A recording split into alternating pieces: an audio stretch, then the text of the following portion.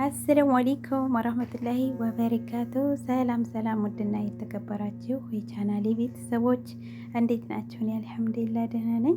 በያላችሁበት የዓለም ዳርቻ ሰላማችሁ ብዝት ይበል እያልኩኝ ዛሬም ደግሞ ለየት ባለ የዳቦ አሰራር ይዤላችሁ መጥቻለሁኝ።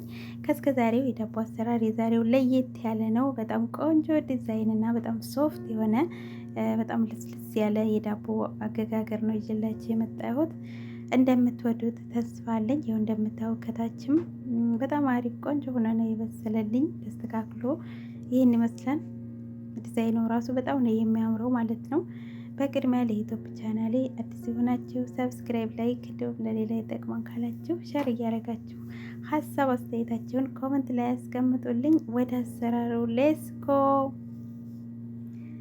ስራውን ለመስራት የሚያስፈልገን እኔ 175 ፎሎር 175 ግራም ዱቄት ተጠቅሜ ያለሁኝ። እናንተ ከዛ በላይ መጠቀም ትችላላችሁ። ያው የሚበቃችሁን ያህል ተጠቀሙ። ይሄን ይመስላል። ከዛ አንድ ብርጭቆ ወተት፣ በጣም ቅዝቅዝ ያላለ አንድ ብርጭቆ ወተት ተጠቅሜ ያለሁኝ። 2 መላጊያ ስኳር፣ እናንተ ስኳር አለማድረግም ማድረግም ትችላላችሁ። ያው እንደ ፍላጎታችሁ ነው። 1 መላጊያ ካሜራ ይስት፣ እንደዚሁም 2 መላጊያ ዘይት ተጠቅሜያለሁ። እንደዚህ ካደረግኩኝ በኋላ ሁሉንም በአንድ ላይ እንትን እለዋለሁ ማለት ነው። ሚክሲንግ ዌል አቀላቅለዋለሁ ወይንም አወካዋለሁ ማለት ነው። እንደዚህ አድርጌ በጣም ቀላል አሰራር ነው። ከእስከ ዛሬዎቹ ለየት ያለ እንደዚህ አድርጋችሁ በደንብ አድርጋችሁ ያው በደንብ ማብካት ይጠበቅባችኋል። እንደምታዩት በጣም አሪፍ ቆንጆ ነው። እንደዚህ በደንብ አድርጋችሁ ማብካት አለባችሁ።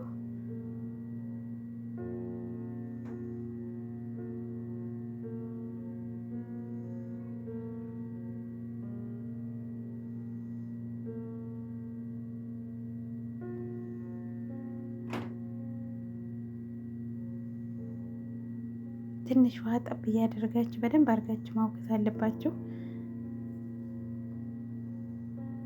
ይሄው እንደምታዩት በደንብ አድርጌ ነው ያወካሁት። ሊጡ ራሱ በጣም ቆንጆ ነው ሲያወጥ ማለት ነው። ይሄው እንደዛ አድርጌ በደንብ አድርጌ ካወካሁት በኋላ የሆነ ክዳን ካለው እናንተ ዘይት ትንሽ ከላይ ያርጉበትና ክዳን ካላችሁ መክደን ትችላላችሁ። ክዳን ከሌላችሁ በዚህ በእንትን መገለፍ ምንድነው የሚባለው በሱ ትንሽ ለ20 ደቂቃ ወይንም ለ30 ደቂቃ ያህል ሞቅ ያለ ቦታ ላይ ታደርጉታላችሁ ማለት ነው።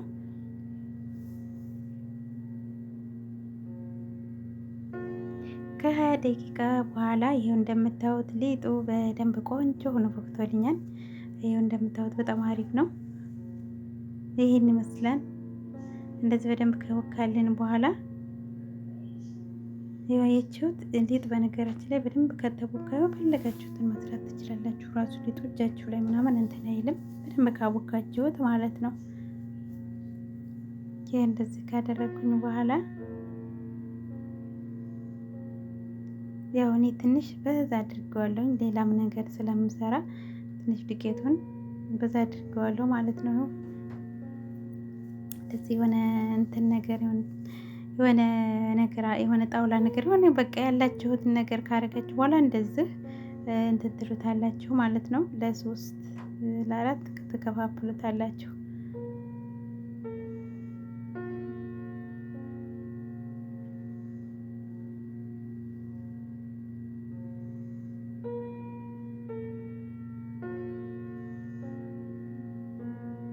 እንደዚህ ከከፋፈልኩት በኋላ እንትን እያልኩኝ የሆነ እንደ ኳስ ደወልወል እያደረኩኝ ላደርገው አስቀምጠዋለሁ ማለት ነው። እንደዚህ እያደረኩ ደወልወል እያደረኩኝ ለ4 እንደዚህ ካረኩት በኋላ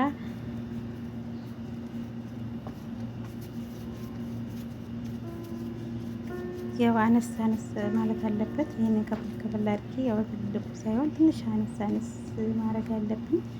እንደዚህ ካረኩ በኋላ እንደዚህ ካረኩኝ በኋላ የሆነ እንትን እለዋለሁ፣ ዳምጠዋለሁ ማለት ነው። እንትን እንዲልልኝ ሳሳ እንዲልልኝ ያው ከዛሬዎች በጣም ለየት ያለ ቆንጆ ነው፣ ትወዱታላችሁ። እንደዚህ ከዳመጥኩት በኋላ እንደዚህ በደንብ አድርጋችሁ ሳሳ እስከሚል ድረስ እንትን ትሉታላችሁ ማለት ነው። ትንሽ ሳሳ እንዲልላችሁ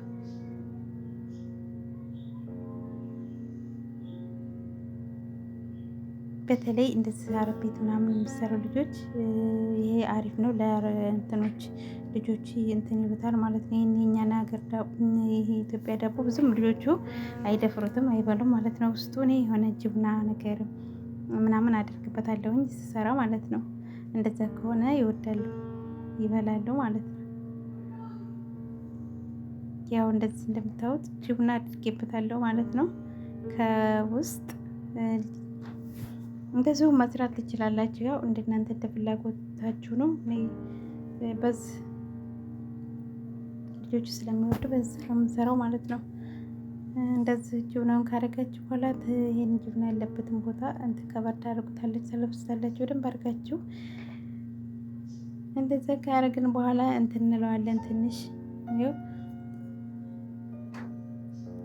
እንደዛ አድርገን ከዛ ዳርና ዳሩን እንደዚህ በሆነ መቁረጫ ነገር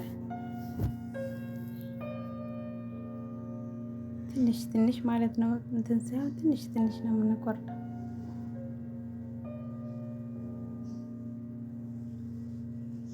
እንደዚህ እያደረኩኝ ትንሽ ትንሽ ቆራርጥለታለሁ። እስከ ዳር ሳይሆን መካከል ላይ ድረስ ማለት ነው። ዳርና ዳሩን እንትን አትቁረጡት። እንደዚህ ካረኩ በኋላ አሁን ጠቀልለዋለሁ ማለት ነው። እንደዚህ ከጠቀለላችሁት በኋላ ይሄንኛውንም እንደዚሁ